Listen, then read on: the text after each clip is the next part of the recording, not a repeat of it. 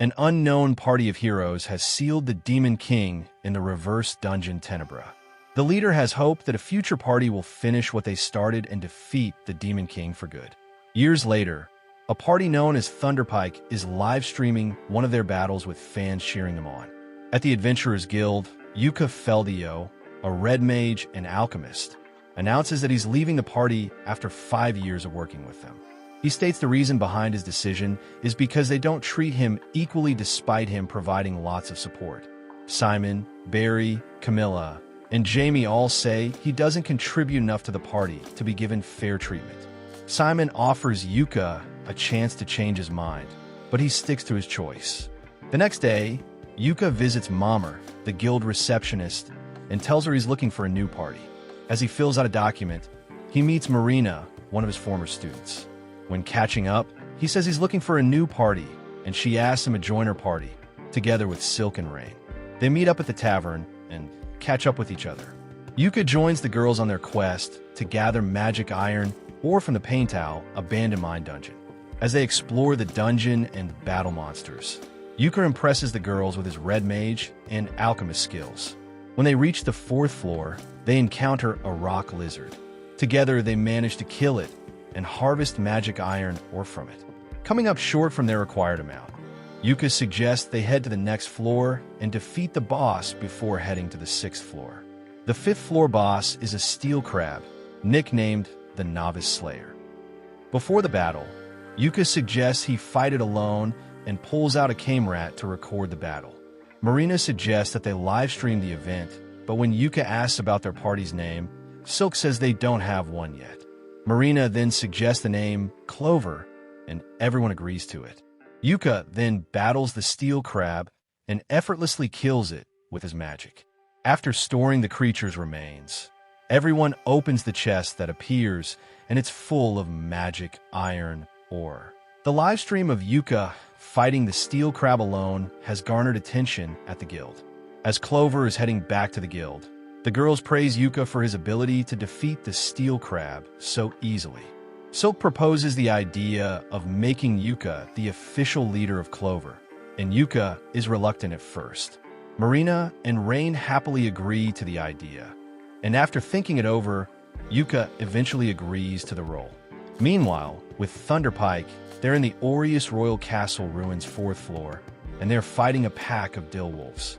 They are overrun, and Jamie gets injured, forcing the party to retreat.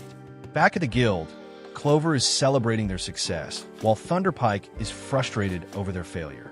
They blame their new recruit for failing to provide support, and the new recruit quits the party in a fit of rage. When discussing their plans, the livestream of Yuka defeating the steel crab has over 6,000 views by the end of the day, drawing attention to the party. 3 days later, Yuka is looking for Clover's next quest when Mommel approaches him. She points him to a C-rank quest to gather stones from the Yeoman Waterfall. The forest where the waterfall is, however, inhabited by a magic beast. The girls are quick to accept the quest, and when Yuka explains the details, they still agree to do the quest. As everyone makes preparations, Yuka is followed by a fat man named Bezio Salis. He threatens Yuka to leave Clover because he offered to join the girls' party, and they refused him every time. Yuka refuses to leave and secretly trips up Bezio, leaving him unconscious on the streets. When Clover arrives at the forest, Yuka activates his cane rat to record their quest to inform the guild later. Just before the party reaches the waterfall, they encounter the magic beast, known as a Zarnak. The cane rat begins live-streaming the battle, and Yuka orders the girls to flee to safety while he fights the beast. The girls, however, refuse to leave him alone and stand by his side. Marina engages the creature with Yuka's magic, while Rain begins an incantation.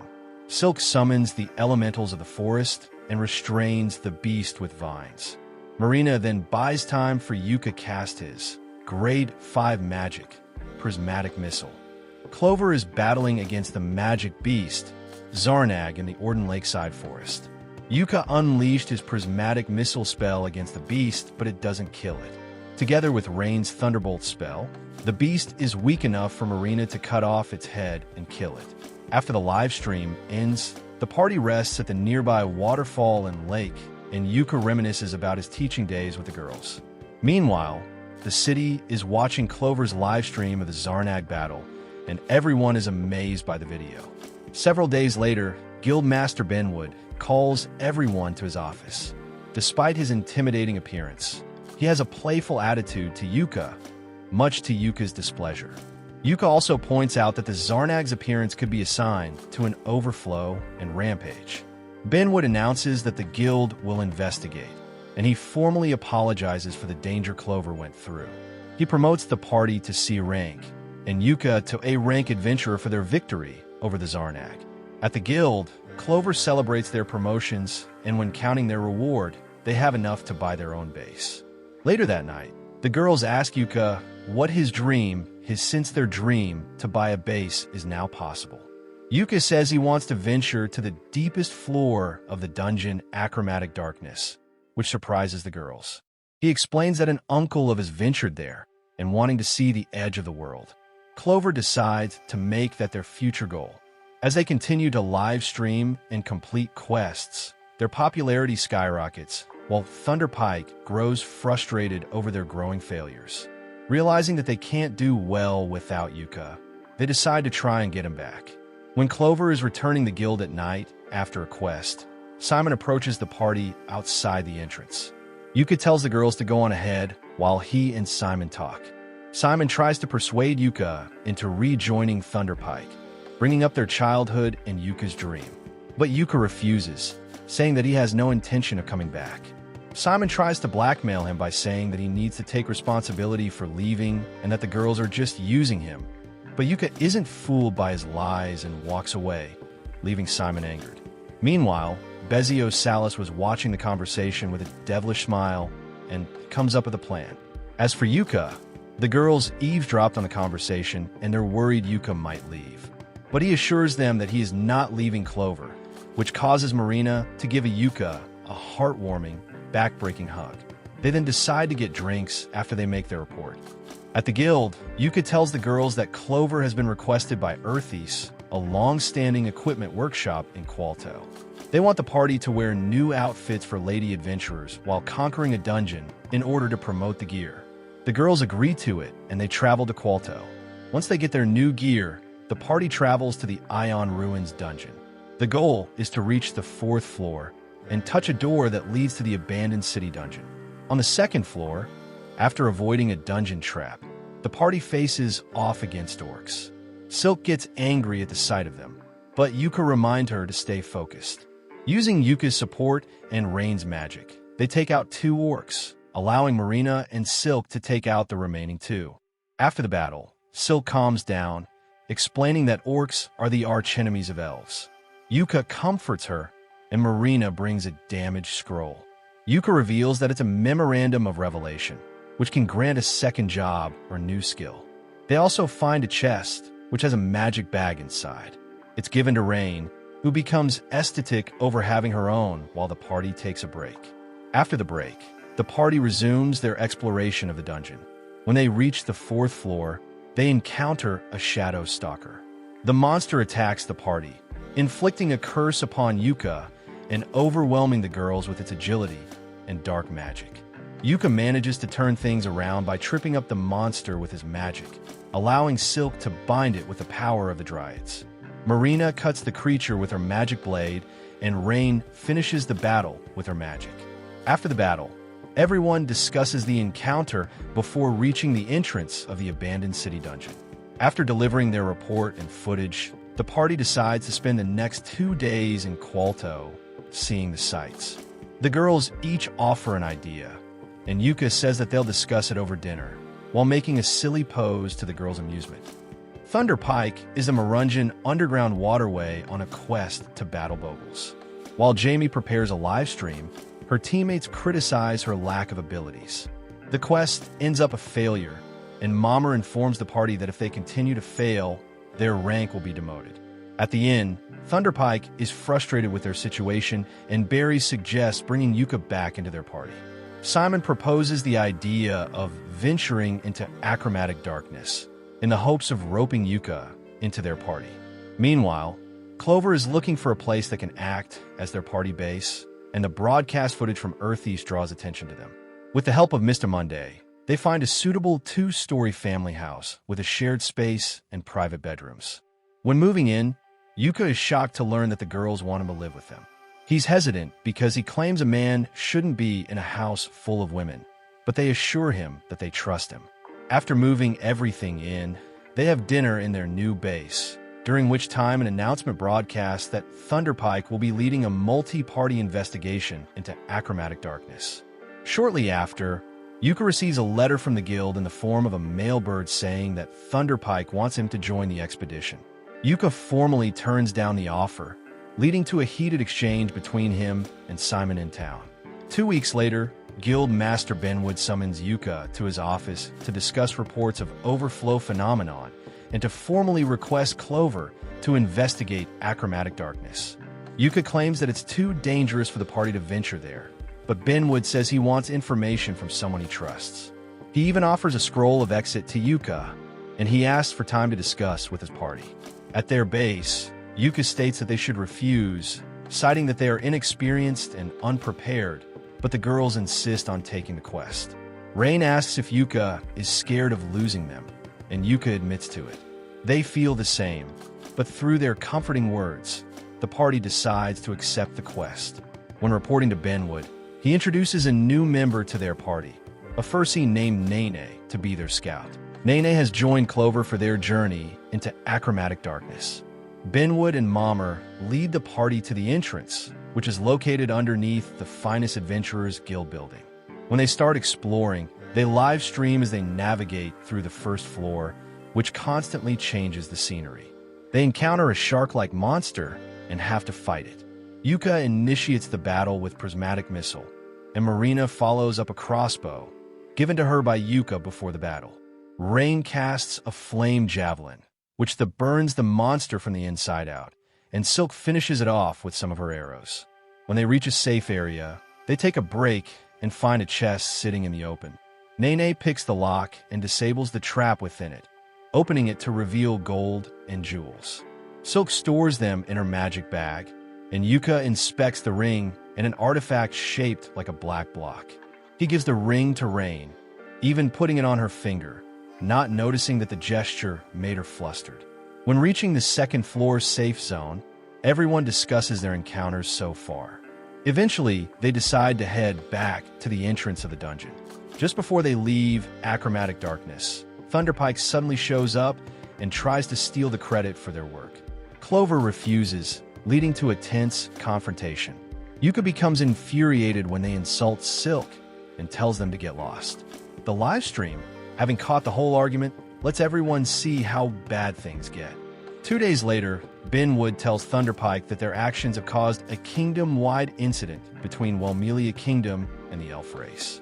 Simon tries to defend their actions, leading to Benwood punching him. He then tells them that they have to publicly apologize for their offensive actions, and depending on the kingdom's ruling, they may even be exiled. Simon tries in vain to defend their position in the mission to achromatic darkness, but is shocked when Benwood tells him that Clover has A-rank party status for the mission. Later, Simon is alone, blaming Yuka for their situation, when he is approached by Bezio Salis. He invites Simon to join him in getting revenge against Yuka and Clover, and Simon willingly accepts. Clover is starting their second exploration into achromatic darkness and begin live streaming. When they reach the second floor, they are led to a scenery with grassy fields and a blue sky. Using her magic, Rain notices a house in the distance, so they head towards it. When they reach the house, Yuka is suspicious of it and the elderly woman who lives inside. She invites them for tea and snacks, but Yuka rejects her offer. She then reveals herself as Persephone, the pale, immortal ruler. She attempts to trap Clover for eternity, but Yuka shouts out a phrase hoping that she will spare them.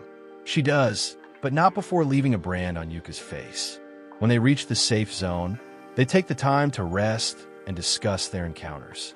When Yuka wakes up, Thunderpike has secretly taken them hostage by tying them up and placing slave collars on the girls. Simon then beats Yuka while cursing him for all the trouble they went through and blackmails him into signing a contract. But before he does, an earthquake causes everyone to fall into an orc den, but Jamie uses her magic to save herself and Clover. When Yuka attempts to use the scroll of exit, Simon tries everything he can to save himself, even try to leave his team behind, but Jamie stops him. Clover escapes, leaving Thunderpike with the orcs. Just as they start approaching, Simon injects something into himself. Benwood is visiting Clover at their base, showing them a recording Jamie left behind, incriminating Thunderpike. He then says the guild received a distress signal from Achromatic Darkness. When hearing the recording, Yuka immediately recognizes that it's Jamie. He offers to go rescue her, but Benwood is against the idea, saying that he decides whether or not she'll be rescued. Yuka refuses to leave Jamie behind, and the girls state that they're going with him. Yuka then uses dark magic provided by the brand Persephone gave him to remove the slave collar off Rain. Seconds after, Bezio Salas comes banging on their door. When Yuka opens the door, he tells him to leave and stay away. Bezio prepares to punch him, but Yuka gives him a swift kick to the crotch, and Marina and Nene knock out his guards. He then reveals that he was Thunderpike's sponsor who gave the slave collar. When Rain comes out, she hits him with a pipe stick and then places the slave collar on him as well, threatening him that if he dare to show his face towards her again, she will kill him in a great death he could imagine. She then shocks everyone by saying that she belongs to Yuka, not Bezio. Then, Yuka places a curse on him, which will kill him if he goes after Rain again. Marina and Nene then take him away to the Royal Examiner. Later that night, Clover is making their preparations when Lucent of the Party Scordia comes by with a scroll of exit. Before he hands it to Yuka, he asks why he's going back in, and Yuka responds that he's going to save a friend who's trapped in there. Lucent approves of Yuka's reason and encourages him to do just that. The next day, Benwood and Mommer inform Clover that the dungeon will be sealed, but Clover is determined to rescue Jamie. When asked how they plan to do it, Yuka explains that the dungeon connects to other worlds based on the adventurer's intentions. They can use that to find Jamie, which actually works. They find Jamie in a replica of the city Finest All Broken, but she's badly wounded. Simon then appears by himself, revealing that he survived the orcs by turning undead. Clover battles him, but everything they do doesn't affect him. Yuka then unleashes Prismatic Missile on Simon, and with dark magic, it turns Simon into a big, immobile blob. When Yuka heads over to Jamie, he dispels the magic on Jamie's wounds to save her life. Shadow Stalkers then appear and attack Simon, causing endless suffering for him. Yuka uses the Scroll of Exit, and everyone leaves Achromatic Darkness. 1 week later, Benwood informs Yuka that he has punished Clover for going into a dungeon that would be sealed. He demotes Clover and forbids them from party activity for 1 month. As for Jamie, she's suspended from being an adventurer for 1 year, thanks to the evidence she provided of Thunderpike's illegal activities and Yuka secretly vouching for her. Afterwards, Jamie apologizes and she reconciles with Yuka before heading home to her brother. Yuka then heads back home where the girls welcome him back outside. 1 week after Jamie was rescued, Yuka is with Mommer and asks if Nene can join Clover, and Mommer is happy at the thought. She then opens the door to reveal Nene eavesdropping, which Mommer scolds her for. Nene says she wants to join Clover, and Yuka welcomes her. Mommer gives her a hug before they leave the room. Nene then gives Yuka a message from Silk, and after reading it, they go see Jamie. Jamie is organizing books and scrolls when Yuka and Nene arrive. Jamie thanks Yuka for vouching for her, even though he tries to deny doing anything, and for her brother's medicines. He then invites her to come to Clover's base after she's done, and when they get home, it's revealed to be a welcome party for Nene and Jamie. Though Nene is ecstatic, Jamie has doubts regarding everyone's past experience with Thunderpike, but everyone's reassurance moves her to tears. Then, everyone toasts to the newly added members, and their party as a 6-leaf clover. Yuka walks Jamie home, and they reminisce about the past together while patching up their friendship. Afterwards, Yuka comes home and helps Rain with the dishes, while everyone helps Nene move in. As they're cleaning, Rain jokes about them acting like a married couple, which flusters Yuka. They then have a short talk about their feelings, and Rain expresses her feeling by giving Yuka a kiss. Everyone else arrives back home, and Yuka runs off to help, leaving a giggling Rain behind. Near the end of Clover's suspension, Yuka visits the Adventurers Guild, and Mommer secretly tells him that a new dungeon has been discovered, which surprises Yuka. The Kingdom and Benwood want to invite Clover to investigate before going public about it. Yuka asks to discuss with his party before responding to the request. When he gets home, each of the girls can tell he's got good news just by looking at him. Rain and Silk also tease him for their amusement. Eventually, Yuka heads back to the Adventurers Guild with excitement about the upcoming quest. Clover is heading to Duna, the trade city, to investigate a new dungeon that appeared nearby. When they arrive in town, Yuka educates the girls on some local culture between Duna and the neighboring nation, Salmateria. When they arrive at the local Adventurers Guild, Yuka and Silk meet up with the guildmaster, Maniela. As they discuss the upcoming quest, she reveals that she was a member of the party Anubis and that she knows Yuka's uncle, Saga. After discussing the details, Yuka and Silk reunite with the others at the pub, where they're being hassled by Salmaterians. Yuka speaks to them in their language and, unknowingly, says that all the girls are his wives. This ends the confrontation, and on their way to the inn known as the Singing Fawn, Yuka explains the culture surrounding Salmateria. Rain tells then him that he said something different at the pub and giggles. Eventually, they arrive at the inn with rooms already arranged for them by the local guild. Everyone treats themselves to dinner, and the girls take a dip in the hot spring. On the evening of day 2, Clover has a meeting to discuss their plans for entering the new dungeon. They also discuss the other parties participating in the mission, Fullbound and Misty. Once the meeting is over, everyone makes last-minute preparations. On day 3, Clover begins their mission in the dungeon near Lake Rhine. With the guildmaster and people from the Royal Academy, Clover starts their live stream as they enter the dungeon. Clover is exploring the new dungeon located by Lake Rhine near the city of Duna. Everyone is excited for any new discoveries in the dungeon. Nene scouts ahead and reports back about a sentient chain monster. They engage the monster, and it's on even footing until Marina destroys it with her magic blade technique. After the battle, Yuka collects samples of the chains and a golden ring for the Academy's scholars to analyze. While Nene scouts ahead, everyone discussed their thoughts on the monster, with Marina saying that she sensed that it used to be human. Rain and Silk agree with her thoughts, and Nene reports back, having found a staircase that leads upwards in the chain monster's nest. The nest is revealed to be human-like, with a bed, desk, books, and scientific equipment. The desk holds a journal with an unknown language, which Yuka asks the scholars through Camerat to decipher. After exploring the nest, the team takes a break at the staircase before continuing. Before they continue onwards, the stairs has a golden glow coming from above, the sight of which causes Yuka's mind to flash back to his fight against Simon in achromatic darkness. Feeling unwell from it, Rain covers Yuka with her cloak and has him rest on her lap. When he wakes up, he tells everyone about the emotional trauma from that day, and they all comfort and support him. After having a discussion and a hearty meal, everyone heads up the staircase and discovers a town completely different from Duna. Just when they decide to turn back, a mysterious man named Loge appears out of nowhere. He reveals that the town they're seeing is called Glad Shiraim, aka the Twilight Capital. Loge then quickly disappears, and a girl appears on the ground unconscious in his place. The next day, Yuka is discussing the mission with Maniela and the scholars, one topic being that Loge never appeared on the stream. The party Misty had abandoned the mission when several members felt unwell right after entering the dungeon.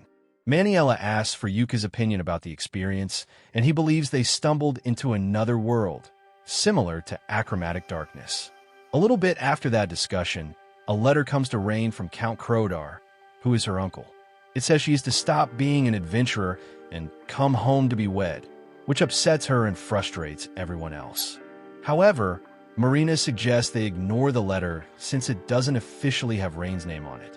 Everyone agrees with that, and they burn the letter. Yuka asks Nene if she can ask Mommer to look into Rain's lineage and erase it. He also comes up with a secret plan for Rain, for him and Rain to be married, though only on paper. Rain happily agrees to the idea. The next morning, Clover and Fullbound continue their investigation into the dungeon and the Twilight Capital. When Clover reaches the city, they spot some weird creatures that weren't there before. Clover is in the dungeon to investigate the Twilight Capital, but right when they arrive a second time, there are chrysalises on the nearby structure. Nene runs ahead to scout, but the chrysalises open their eyes and paralyze her body on sight. It then tries to eat her, but Yuka saves her in time. They battle them by attack from a distance.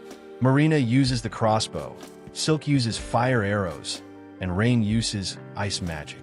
3 out of 4 are defeated, and Marina uses her magic blade to destroy the last one.